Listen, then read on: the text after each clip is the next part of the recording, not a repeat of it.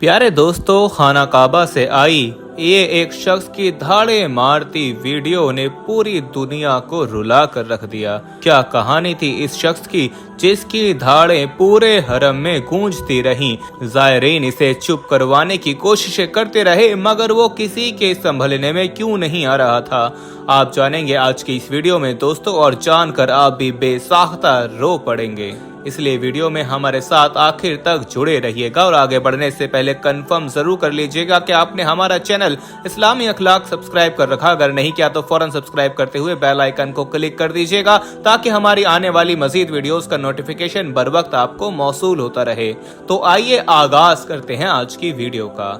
दोस्तों, मक्का मुकर्रमा से आई ये वीडियो सोशल मीडिया पर तेजी से वायरल हुई, जिसमें आप देख सकते हैं कि एक हाजी हतीम की दीवार पर सर रखकर धाड़े मार मार कर रो रहा है। पूरा हरम इसकी चीखों पुकार से गूंज रहा है।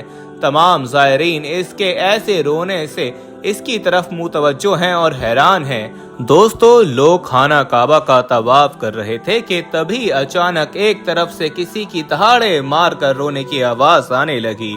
सब लोग हैरानी से इस शख्स को देखने लगे और सोचने लगे कि आखिर इस शख्स को क्या हुआ है। हाजियों ने इसके पास आकर समझाया, संभालने की कोशिश की मगर वो किसी तरह भी संभल नहीं पा रहा था और दहाड़े मार मार कर बुरी तरह रो रहा था। लोग इसे समझाते रहे, तसल्लियां देते रहे, चुप करवाने की कोशिश करते रहे। इसके इस तरह रोने से सब परेशानी में मुब्तला होते जा रहे थे। फिर काफी देर बाद वो खुद ही चुप हुआ और वापस चल पड़ा। उसके साथ आए उसके ग्रुप के लोगों ने उसे इस तरह रोने की वजह जब पूछी तो वो फिर रोने लगा दोस्तों। फिर उसके बाद उसने बताया कि वो दरअसल बहुत गुनाहगार शख्स था। उसकी सारी जिंदगी दौलत इकट्ठी करते बीत गई। अल्लाह ताला से दूरी ने नमाज, रोजे, इबादत से दूरी में ही जिंदगी बीत रही थी। दोस्तों, वीडियो में आगे बढ़ने से पहले हम आपको यही बताना चाहते हैं कि शुगर एक ऐसी बीमारी है जो आजकल ज्यादातर लोगों में देखी जा रही है। इसलिए हम आपके लिए अफ्रीका की जड़ी बूटियों से बनी एक ऐसी दवाई लेकर आए हैं जिससे आपकी शुगर की बीमारी बिल्कुल जड़ से खत्म हो जाएगी। मर्दाना कमजोरी और धात के मरीजों के लिए भी हमारे पास बहुत ही कामयाब दवाई मौजूद है, जिसको अगर आप एक बार इस्तेमाल कर लोगे तो इंशाल्लाह अपनी दुआओं में हमेशा याद रखोगे। सिर्फ एक ही महीने ये दवाई खानी होती है। इस नंबर पर एड्रेस व्हाट्सएप करके आप दवाई ऑर्डर कर सकते हैं या फिर आप कॉल करके अपना ऑर्डर लिखवा सकते हैं। उसका एक दोस्त बहुत सालों पहले हर साल हज पर जाने लगा और जब वो चौथी बार हज पर जाने लगा तो मैंने उसको हज पर ना जाने को बोला और कहा कि हज एक बार जिंदगी में फर्ज होता है। तुम हर साल ही हज करने चले जाते हो, ये पैसा तुम कहीं और लगा लो या अगर नेकी ही करनी है तो किसी की मदद कर दो। उसने तब नम आंखों से बोला, तुम उस सुकून को नहीं जानते। काश तुम जान सको कि वो सुकून जो खाना काबा की फिजाओं में है, वो सुकून जो नबी के रोज़ाए मुबारक के सामने महसूस होता है। उसने तब बोला, मैं दुआ करूंगा कि अल्लाह तुम्हें भी वहां जाना नसीब फरमाए कि बुलावे के बगैर वहां कोई नहीं जा सकता। मैंने तब ये बात हंसी में टाल दी क्योंकि मेरा तब दूर दूर तक कोई इरादा हज और उम्रे का नहीं था। उसके कुछ अरसे के बाद कुछ अजीब बात हुई। मैंने खुद को ख्वाब में हतीम पर खड़े पाया, खाना काबा के सामने पाया। तब मैंने हतीम का मुकाम नहीं देखा था, नहीं जानता था कि हतीम का मुकाम कैसा है। फिर उसके 10 साल बाद अजीब बात हुई कि मेरी बीवी बीमार रहने लगी। उसके दिल में ना जाने क्या आया कि उसने मुझसे जिद लगा ली कि उसे उम्रा करना है। मैं जब तक टाल सकता था टालता रहा, मगर जब डॉक्टर्स ने बोला कि इसके पास अब वक्त कम है, कैंसर पूरे जिस्म पर फैल चुका है, तब उसने मेरे आगे हाथ जोड़कर कहा कि मैं मरने से पहले बस अल्लाह का घर देखना चाहती हूँ। ये मेरी आखिरी ख्वाहिश है, इसे आखिरी ख्वाहिश समझकर पूरा कर दो। तब मैंने जब उसकी ख्वाहिश को पूरा करना चाहा तो उसका इंतकाल हो गया। अपनी आखिरी सांसों में उसने मेरा हाथ पकड़कर वादा लिया था कि आप वहां जरूर जाओगे और मेरे नाम का उम्रा अदा करोगे और मेरा सलाम रोज़ाए रसूल सल्लल्लाहु अलैहि वसल्लम पर पहुंचाओगे।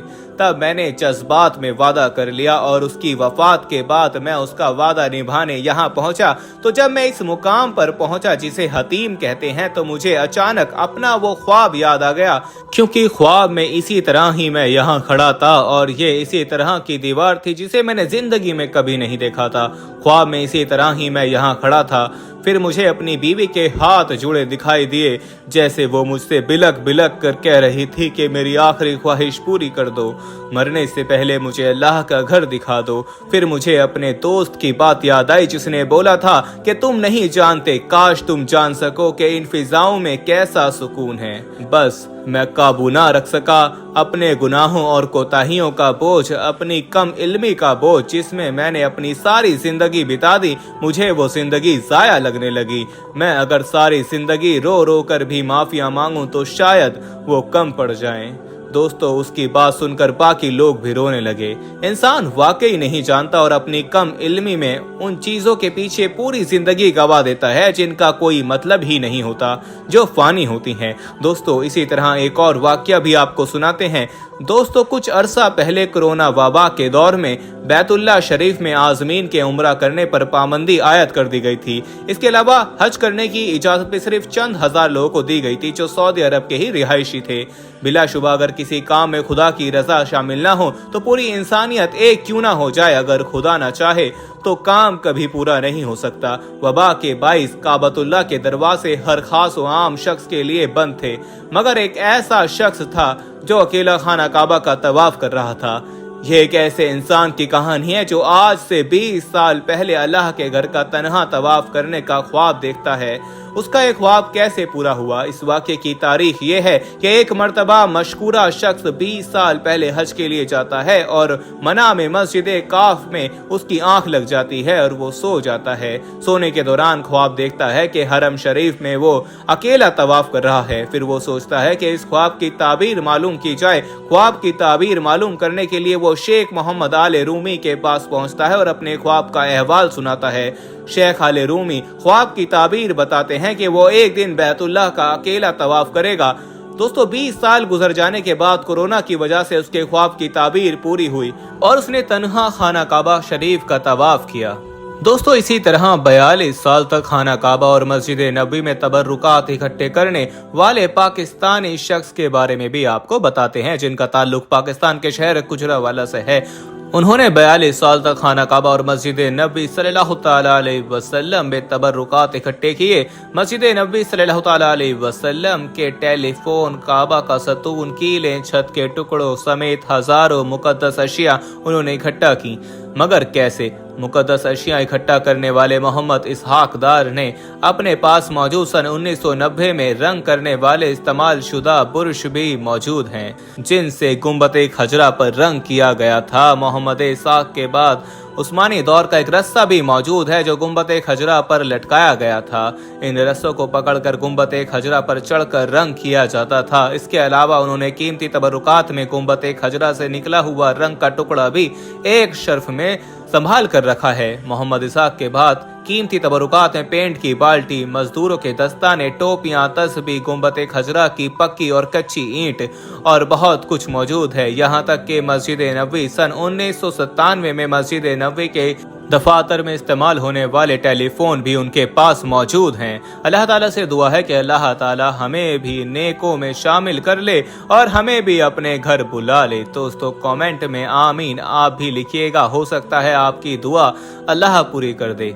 वीडियो को लाइक करते हुए दोस्तों में शेयर जरूर कीजिएगा। जाते जाते फिर कंफर्म कर लीजिएगा कि आपने हमारा चैनल इस्लामी अखलाक सब्सक्राइब कर रखा। अगर नहीं किया तो फौरन सब्सक्राइब करते हुए बेल आइकन को क्लिक कर दीजिएगा ताकि हमारी आने वाली मजीद वीडियोस का नोटिफिकेशन बर वक्त आपको मौसूल होता रहे। अपना बहुत ख्याल रखिएगा और उनका भी जिनका कोई ख्याल नहीं रखता। आने वाली वीडियो में दोबारा आपसे मुलाकात होगी, तब तक के लिए अल्लाह निगहबान।